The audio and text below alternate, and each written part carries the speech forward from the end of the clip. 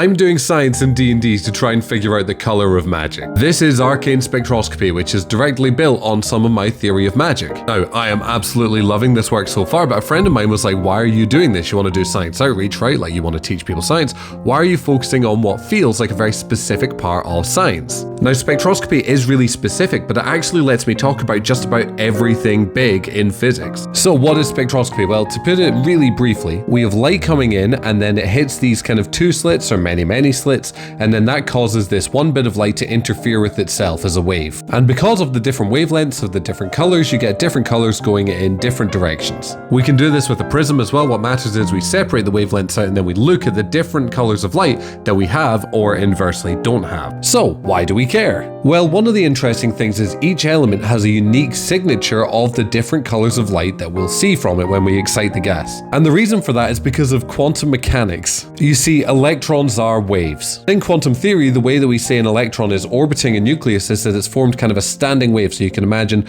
all of these, like a point here is going up and down and up and down, but it's very stable around the nucleus. Only certain wavelengths, when they go around at an equal pace around the nucleus, will end up meeting back where they started. And so electrons can only have certain energies within an atom. So we can think of this as here is the y-axis, this is energy, and this is our electron. We can give the electron a certain amount of energy and it will jump up in these energy bands, but eventually it will drop down. Now, because of the conservation of energy, which is like the most fundamental thing in physics, we then have to have whatever this gap is in energy has to be let out as a photon. So when I'm looking at a really hot bit of gas, like for example a star, we can do spectroscopy to see what elements are inside the star, because each element has a different number of electrons and different energy transitions that can happen. So we're able to see what elements are in stars because of their unique spectral pattern. This is important because it can tell us about how stars evolve, how they age, and in fact this is what helped us learn about nuclear fusion,